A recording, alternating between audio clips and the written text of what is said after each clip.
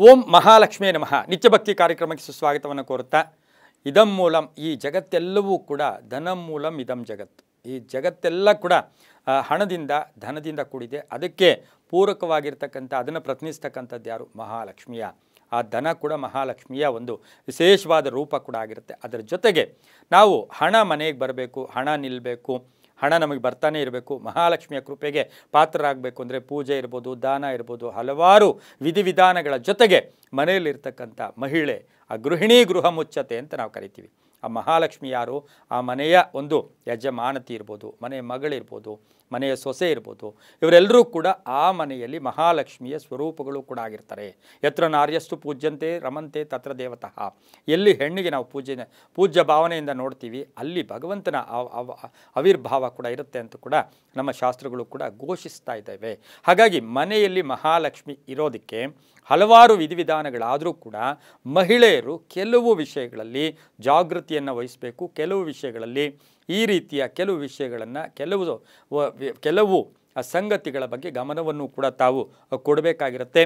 ಏನು ಮಾಡಬಾರ್ದು ಮಹಿಳೆಯರು? ಮನೆಯಲ್ಲಿ ಮಹಾಲಕ್ಷ್ಮಿ ನಿಲ್ಲಲ್ಲ, ಹೊರಟೋಗುತ್ತೆ, ಅಥವಾ ನಿಲ್ಲಬೇಕು ಅಂದರೆ ಏನು ಮಾಡಬೇಕು, ನಿಲ್ಲಬಾರ್ದು ಅಂದರೆ ಏನು ಮಾಡಬೇಕು, ಇವೆಲ್ಲವನ್ನು ಕೂಡ ನಾವು ತಿಳ್ಕೊಂಡಾಗ ನೋಡಿ, ಸಾಧ್ಯವಾದಷ್ಟು ಮಹಿಳೆಯರಿಗೆ ಕೋಪ ಬರೆಸೋಕ್ಕೆ ಯಾರೂ ಪ್ರಯತ್ನ ಕೂಡ ಪಡಬಾರ್ದು.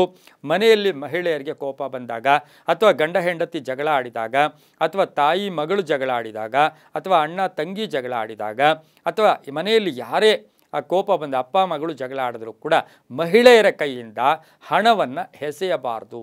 ಎಲ್ಲೋ ಒಂದು ಕಡೆ ಗಂಡ ಹೆಂಡತಿಯರ ಜಗಳದ ಮಧ್ಯೆ ನಾನು ನಿನಗೆ ಇಷ್ಟು ದುಡ್ಡು ಕೊಟ್ಟಿಲ್ವಾ ಅಂದ ತಕ್ಷಣ ಗಂಡ ಹೆಂಡತಿ ನಿನ್ನ ದುಡ್ಡು ಬೇಡ ತಗೋ ಅಂತ ಬಿಸಾಡ್ತಾರೆ. ಯಾರ ಮೇಲೆ? ಗಂಡನ ಮೇಲೆ ಕೋಪಕ್ಕೆ ಹಣವನ್ನು ಬಿಸಾಡಿದಾಗ ಮಹಾಲಕ್ಷ್ಮಿ ಅಲ್ಲಿಂದ ಹೊರಟೋಗ್ತಾಳೆ. ಅದರ ಜೊತೆಗೆ ಹಾಗೆಯೇ ಮನೆಯಲ್ಲಿ ಬಂಗಾರ ಇರುತ್ತೆ, ಒಡವೆಗಳಿರುತ್ತೆ, ಅದನ್ನು ನಿರ್ಲಕ್ಷ್ಯ ಮಾಡಿದಾಗ, ಅದನ್ನು ಎಸೆದಾಗ, ಅಥವಾ ಅದನ್ನು ಎಲ್ಲೋ ಒಂದು ಕಡೆ ನಿರ್ಲಕ್ಷ್ಯ ಭಾವನೆಯಿಂದ ಕಂಡಾಗ ಮಹಾಲಕ್ಷ್ಮಿ ಆ ಮನೆಯಿಂದ ದೂರ ಆಗ್ತಾಳೆ. ಅದ್ರ ಜೊತೆಗೆ ಪೊರಕೆ ಇರ್ಬೋದು, ಮರ ಇರ್ಬೋದು, ಇವುಗಳನ್ನು ಎಸೆಯಬಾರ್ದು. ಅಥವಾ ಮನೆಯಲ್ಲಿ ದೂರದಿಂದ ಪೊರಕೆಯನ್ನು ಇಲ್ಲಿಂದ ಅಲ್ಲಿಗೆ ಎಸೆಯೋದಾಗ ಆ ಮಹಾಲಕ್ಷ್ಮಿಯ ಆವಾಸ ಅಲ್ಲಿ ಕಡಿಮೆ ಆಗುತ್ತೆ. ಹಾಗೆ ಆಹಾರ ಧಾನ್ಯಗಳಿರ್ಬೋದು, ನಾವು ಎಷ್ಟೋ ಸರಿ ನೋಡಿರ್ತೀವಿ, ಊಟ ಮಾಡ್ತಾ ಇರ್ತಾರೆ, ಗಂಡ ಹೆಂಡತಿ ಜಗಳ ಆಡಿದಾಗ, ಅಥವಾ ಗಂಡ ಇರ್ಬೋದು ಹೆಂಡತಿ ಇರ್ಬೋದು, ಆ ಅನ್ನವನ್ನು ಅಗಳನ್ನು ಅಥವಾ ತಟ್ಟೆಯನ್ನು ಬಿಸಾಡಿದಾಗ ಆ ಮಹಾಲಕ್ಷ್ಮಿಗೆ ಕೋಪ ಬರ್ತಕ್ಕಂಥ ಸಾಧ್ಯತೆ ಕೂಡ ಇರುತ್ತೆ. ಹಾಗೆಯೇ ಬಹು ವಿಶೇಷವಾಗಿ ನೋಡೋಕೆ ಹೋದಾಗ ಸ್ಟವ್ ಈಗ ಉರಿತಾ ಇರುತ್ತೆ, ಹಿಂದೆ ಒಲೆಗಳಿತ್ತು, ಈಗ ಸ್ಟವ್ ಇರುತ್ತೆ, ಉರಿತಾ ಇದ್ದರೆ ಅನ್ನವನ್ನು ಎತ್ತಿ ಜೋರಾಗಿಟ್ಟಾಗ, ನಾನು ಅಡುಗೆ ಮಾಡೋದಿಲ್ಲ ಅಂಥೇಳಿ ಸ್ಟವ್ ಆಫ್ ಮಾಡಿದಾಗ, ಅಡುಗೆ ಮಾಡ್ತಾ ಕೋಪದಿಂದ ಸ್ಟವ್ ಆಫ್ ಮಾಡಿದಾಗ ಮಹಾಲಕ್ಷ್ಮಿ ಕೂಡ ಅಲ್ಲಿಂದ ಹೊರಟೋಗ್ತಕ್ಕಂಥ ಸಾಧ್ಯತೆ ಕೂಡ ಇರುತ್ತೆ.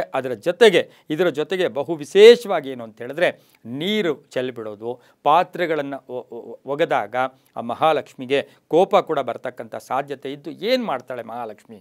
ತಕ್ಷಣ ಏನು ಮಾಡ್ತಾಳೆ ಮಹಾಲಕ್ಷ್ಮಿ? ಈ ಮನೆಯಲ್ಲಿ ನನಗೆ ಇರೋ ಕಷ್ಟ ಆಗ್ತಾ ಇದೆ, ಮನೆಯ ಅಧಿದೇವತೆಗೆ ಕೋಪ ಮಾಡಿಕೊಂಡಾಗ ನಾನೇನು ಮಾಡಬೇಕು ಅಂತ ಅಕ್ಕನಿಗೆ ಹೇಳ್ತಾಳೆ. ಯಾರಕ್ಕ?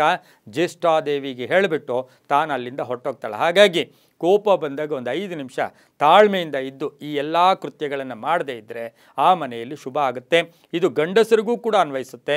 ಗಂಡಸರು ಕೂಡ ಹಣ ಬಿಸಾಡಿದಾಗ, ಗಂಡಸರು ಕೂಡ ಮನೆಯಲ್ಲಿ ತಟ್ಟೆಯನ್ನು ಎಸೆದಾಗ, ಗಂಡಸರು ಕೂಡ ಆಹಾರವನ್ನು ಒಗೆದಾಗ ಮಹಾಲಕ್ಷ್ಮಿ ಕೂಡ ಇರೋದಿಲ್ಲ. ಹಾಗಾಗಿ ಇವೆಲ್ಲವೂ ಕೂಡ ಸೂಕ್ಷ್ಮದಲ್ಲಿಯೇ ಮೋಕ್ಷ. ಇದೆಲ್ಲವನ್ನು ನಾವು ಅರಿತು ನಡೆದಾಗ ನಮ್ಮ ಜೀವನ ಸುಖಮಯವಾಗಿರುತ್ತೆ. ಸರ್ವೇ ಜನ ಸುಖಿನೋ